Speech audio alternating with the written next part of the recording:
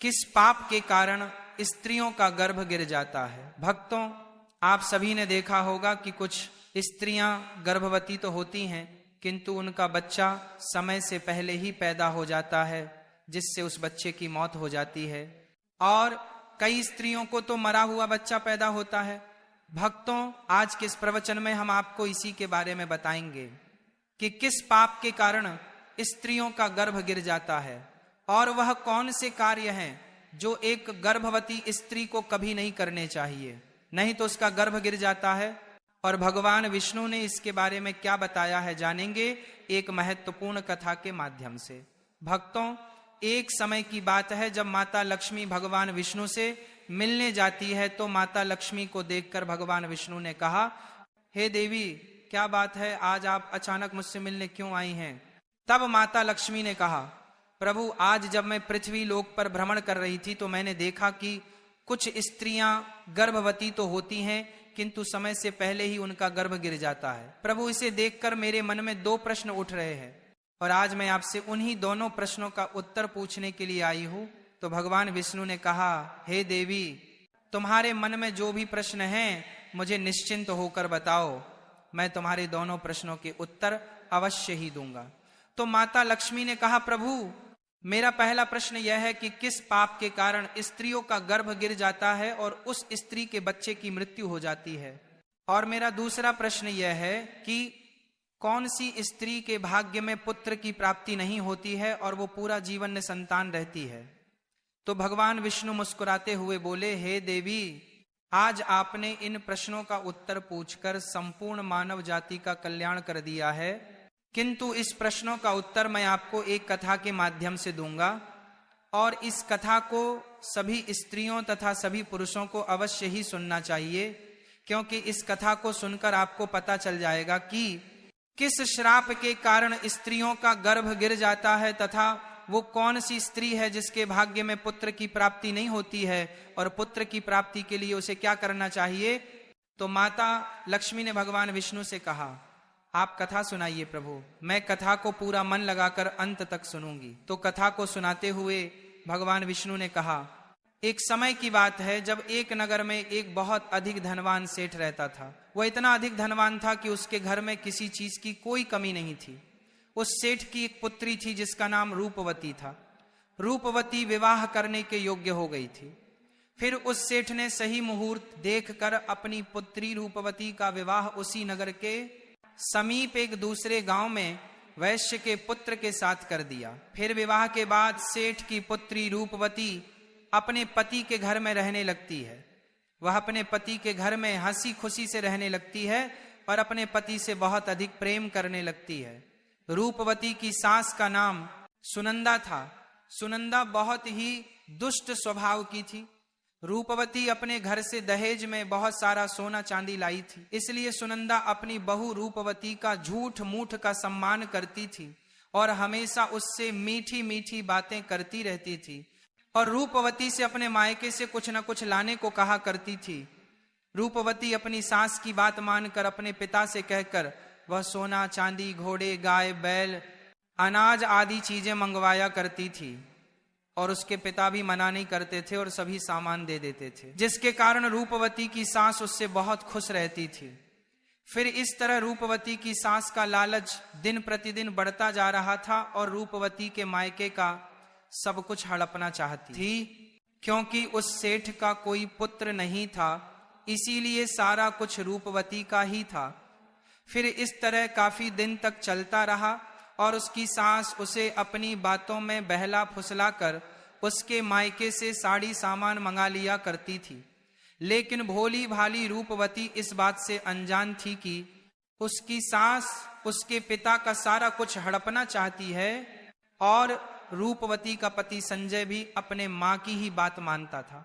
इसीलिए उसके घर में रूपवती की सास जो कहती थी वही होता था। उसके घर में सारा काम उसकी माँ के कहने से ही होता था और रूपवती का पति संजय दोनों ही सुनंदा का कहना मानते थे। इसीलिए उनके घर में कभी भी क्लेश नहीं होता था और सब खुशी पूर्वक रहते थे। इस तरह कुछ साल बीतने के बाद रूपवती गर्भवती हो गई। जब उसकी सास को इस बात का पता चला तो वह बहुत खुश हो गई उसने तुरंत ही रूपवती के माता पिता को इस बात की सूचना दी और साथ में बड़ी बड़ी वस्तुओं की मांग की। जब रूपवती के पिता ने इस बात को सुना तो वह भी बहुत अधिक प्रसन्न हुए और फिर अगले ही दिन वह मिठाई तथा सोने, कंगन और सोने की माला लेकर रूपवती के ससुराल पहुंच गए। रूपवती अपने पिता को देखकर बहुत खुश हुई। फिर कुछ समय रूपवती के ससुराल में रुककर उसके पिता अपने घर लौट आए। फिर काफी दिनों तक रूपवती का गर्भ बढ़ता गया और रूपवती की सास उसका बहुत अच्छी तरह से ख्याल रखने लगी तथा उसे समय समय पर फल फूल खिलाती रहती थी और घर का सारा काम खुद करती थी। रूपवती को कोई भी काम नहीं करने देती थी, इसलिए रूपवती पूरा दिन घर पर आराम करती थी। फिर इस तरह कुछ दिन और बीत गए और एक दिन अचानक ही रूपवती का गर्भ गिर गया, जिससे रूपवती की सास बहुत क्रोधित हो गई और फिर रूपवती को ताना मारते हुए कहने लगी, अरे पापिन स्त्री, तूने अपने जीवन में ऐसा कौन सा पाप किया है जिसके कारण जन्म लेने से पहले ही तुम्हारा बच्चा मर गया? पता नहीं क्यों मेरे पुत्र ने तुझ जैसे पापी स्त्री से विवाह कर लिया था। मेरे बेटे का तो जीवन ही नष्ट हो गया। अपनी सास की बात सुनकर रूपवती बहुत दुखी होकर कहने लगी, सासू मां, इसमें मेरा क्या दोष है? मैंने अपने जीवन में कोई पाप नहीं किया है, फिर भी पता नहीं क्यों मेरे साथ ऐसा हो रहा है। तब उसकी सास कहने लगी, अरे दुष्ट स्त्री, तूने जरूर अपने जीवन में घोर पाप किया है, इसी कारण तेरा गर्भ गिर गया है। फिर कथा को आगे बताते हुए भगवान विष्णु माता लक्ष्मी से कहते हैं, हे देवी, अब कथा को बहुत ध्यान से सुनना, क्योंकि यहीं से आपको पता चलेगा कि किस पाप के कारण स्त्री का गर्भ गिर जाता है। तो माता लक्ष्मी ने कहा, ठीक है। फिर उसी के बाद से रूपवती की सास उसे हमेशा ताने मारने लगी और घर का सारा काम भी उसी से कराती थी और खुद कोई भी काम नहीं करती थी। रूपवती की सास उससे इतना काम कराती थी कि रूपवती को अब सही से खाना खाने का भी समय नहीं मिलता था और जब सब लोग भोजन कर लेते थे उसके बाद ही वो भोजन करती थी। वो अपनी सास के सामने आने से भी डरने लगी।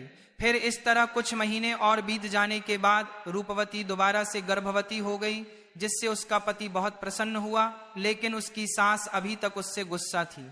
और जब रूपवती ने अपनी सास को यह बात बताई तो वह रूपवती से कहने लगी, एक बच्चे को तो खा गई हो, पता नहीं अब इस बच्चे को जीवित रखोगी या इसे भी उसी की तरह खा जाओगी। मुझे तुझ पर जरा सा भी भरोसा नहीं है, क्योंकि मुझे तो लगता है कि तूने अपने जीवन में जरूर कोई पाप किया है, इसीलिए तेरा पहले वाला गर्भ गिर गया था। अपनी सास की यह बात सुनकर रूपवती कुछ नहीं बोली और चुपचाप खड़ी रही। फिर धीरे धीरे रूपवती का गर्भ बढ़ता गया और गर्भवती होते हुए भी वह घर का सारा काम करती थी, लेकिन फिर भी उसकी सास को उस पर जरा सी भी दया नहीं आती थी। फिर इस तरह करते करते अब रूपवती के गर्भ को 9 महीने पूरे हो गए। अब बच्चे के जन्म होने का समय बिल्कुल नजदीक आ गया था। फिर रूपवती ने एक बालक को जन्म दिया, किंतु वह बच्चा कुछ बोल नहीं रहा था और ना ही रो रहा था। फिर रूपवती ने देखा तो उसका बच्चा मरा हुआ था। अपने मरे हुए बच्चे को देखकर वह बहुत जोर जोर से रोने लगी।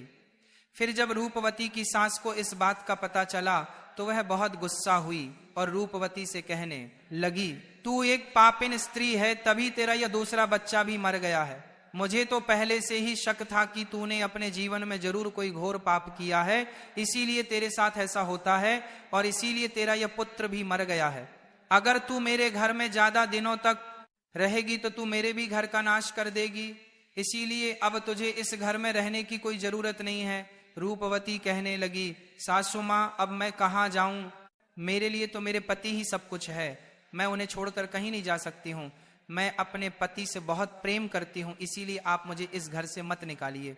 मैं घर का सारा काम करूंगी और इसी घर के किसी कोने में पड़ी रहूंगी। आप जो भी काम कहेंगी मैं वो सब कुछ करूंगी, बस आप मुझे घर से मत निकालिए, क्योंकि मैं अपने पति के बिना एक पल भी नहीं रह सकती हूं।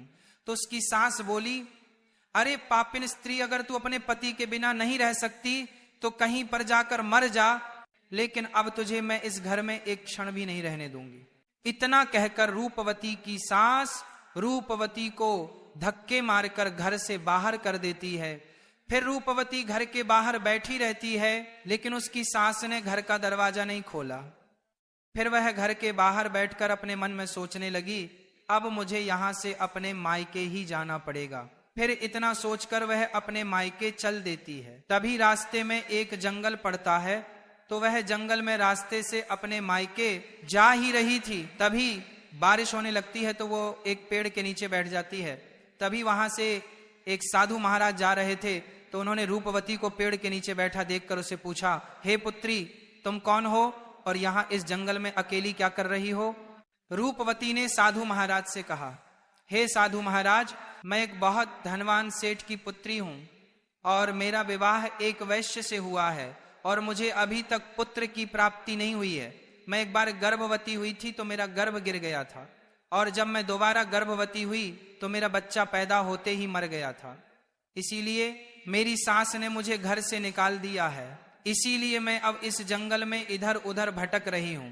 हे मुनिवर, कृपया करके आप ही कुछ उपाय बताइए जिससे मुझे पुत्र की प्राप्ति हो जाए। तो साधु महाराज ने कहा, तुम चिंता मत करो, मैं पुत्र प्राप्ति का उपाय बताता हूं, जिससे यदि तुमने पूरी निष्ठा से किया तो तुम्हें पुत्र की प्राप्ति अवश्य ही होगी। इसके लिए मैं तुम्हें कुछ नियम बताता हूं, इसे ध्यान से सुनो। किसी भी स्त्री को मासिक धर्म के दौरान पति के साथ संबंध नहीं बनाना चाहिए और पति को स्पर्श भी नहीं करना चाहिए, इससे संतान गर्भ में ही गिर जाती है। गर्भ धारण की हुई स्त्री को भगवान की पूजा अर्चना करते रहना चाहिए तथा उसके मुख पर सदैव ही प्रसन्नता होनी चाहिए। साथ ही गर्भवती स्त्री को कभी भी दुखी और निराश नहीं रहना चाहिए, क्योंकि दुखी रहने पर संतान पर बुरा प्रभाव पड़ता है। और गर्भवती स्त्री को कभी दूसरों के घर का भोजन नहीं करना चाहिए तथा जितना हो सके अपने ही घर में रहना चाहिए। एक गर्भवती स्त्री को कभी भी डरावनी चीजें नहीं देखनी चाहिए, क्योंकि इससे संतान पर बुरा प्रभाव पड़ता है। और गर्भवती स्त्री को अच्छा भोजन करना चाहिए, जिससे संतान उत्तम गुणवान होता है। जो भी स्त्री इन नियमों का पालन करती है वह उत्तम पुत्र को प्राप्त करती है, और जो स्त्रियां इन नियमों का पालन नहीं करती है उनका गर्भ गिर जाता है। फिर साधु महाराज ने कहा, हे पुत्री, अब मैं तुम्हें पुत्र प्राप्ति का उपाय बताता हूं, इसे ध्यान से सुना तो तुम्हें पुत्र की प्राप्ति होगी। तो रूपवती ने कहा, जी महाराज। तो साधु महाराज ने कहा, किसी भी स्त्री को पुत्र प्राप्ति के लिए मासिक धर्म के प्रथम 4 दिनों में पति पत्नी का मिलन नहीं करना चाहिए, क्योंकि ऐसा करने से दुराचारी पुत्र होता है, और 5वीं रात्रि में मिलन करने से पुत्री की प्राप्ति होती है, तथा 6ठी रात्रि में मिलन करने से पुत्र रत्न की प्राप्ति होती है, 7वीं रात्रि में मिलन करने से बंध्या पुत्री होती है, तथा 8वीं रात्रि में मिलन करने से बलशाली पुत्र की प्राप्ति होती है, 9वीं रात्रि में मिलन करने से सुंदर कन्या की प्राप्ति होती है, तथा 10वीं रात्रि में मिलन करने से विद्वान और अति श्रेष्ठ पुत्र की प्राप्ति होती है, 11वीं रात्रि में मिलन करने से सुंदर आचरण वाली कन्या प्राप्त होती है, 12वीं रात्रि में मिलन करने से गुणवान पुत्र होता है, 13वीं रात्रि में मिलन करने से लक्ष्मी स्वरूपा पुत्री होती है, और 14वीं रात्रि में मिलन करने से गुणवान,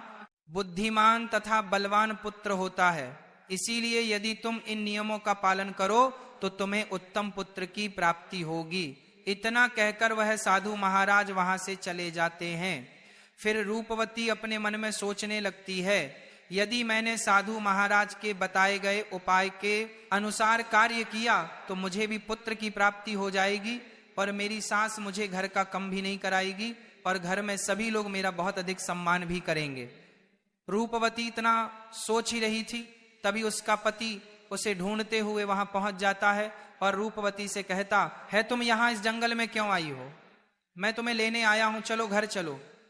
फिर रूपवती ने अपने पति को उस साधु महाराज वाली सारी बात बताई और कहा, नहीं, अब मैं घर नहीं जाऊंगी जब तक मुझे पुत्र की प्राप्ति नहीं हो जाती। रूपवती की यह बात सुनकर उसका पति भी उसी के साथ जंगल में ही कुटिया बनाकर रहने लगता है।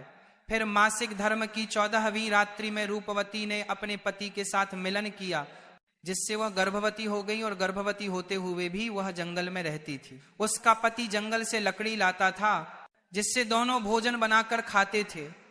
फिर इस तरह करते करते 9 महीने बीत गए और रूपवती के बच्चा पैदा होने का समय नजदीक आ गया था।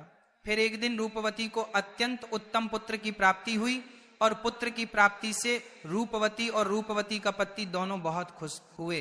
फिर रूपवती का पति उससे कहने लगा, चलो अब हम दोनों घर चलते हैं, क्योंकि माँ ने तुम्हें पुत्र प्राप्ति का ताना देकर ही घर से निकाला था, किंतु अब तो तुम्हें पुत्र की प्राप्ति हो गई है, अब तो वह भी खुश हो जाएंगी। रूपवती ने कहा, ठीक है चलो घर चलते हैं। फिर दोनों घर जाते हैं तो उसकी सास ने देखा कि रूपवती को तो पुत्र हुआ है। यह देखकर वह बहुत खुश हो गई और रूपवती से कहने लगी, तुझे पुत्र कैसे हुआ? जब आपने मुझे घर से निकाला था तो मैं जंगल में चली गई थी और वहां मुझे एक ज्ञानी साधु महाराज मिले थे। उन्होंने मुझे पुत्र प्राप्ति का उपाय बताया था और उसी उपाय से मुझे पुत्र की प्राप्ति हुई है। तो उसकी सास उससे कहने लगी, इसका मतलब वो साधु महाराज बहुत अधिक ज्ञानी है, तब तो उन्हें यह भी पता होगा कि हम लोग धनवान कैसे बन सकते हैं। इसीलिए अब मैं जंगल जाऊंगी और उनसे धनवान बनने का उपाय पूछ कर आऊंगी। तो रूपवती ने कहा, नहीं माँ जी, आप वहां मत जाइए, क्या पता वह साधु महाराज अब वहां पर मिले या ना मिले। तो उसकी सास ने कहा, नहीं मैं तो जाऊंगी और उनसे धनवान बनने का उपाय पूछकर आऊंगी। इतना कहकर उसकी सास उसी जंगल में पहुंच जाती है। तभी उसे एक शेर दिखाई देता है, तो शेर को देखकर डर जाती है। तभी शेर उसे खाने के लिए आगे बढ़ता है। जैसे ही शेर उसे खाने के लिए आगे बढ़ा तो रूपवती की सास ने उससे कहा, हे सिंहराज, तुम मुझे क्यों खाना चाहते हो? तुम्हें मुझे खाकर क्या मिलेगा?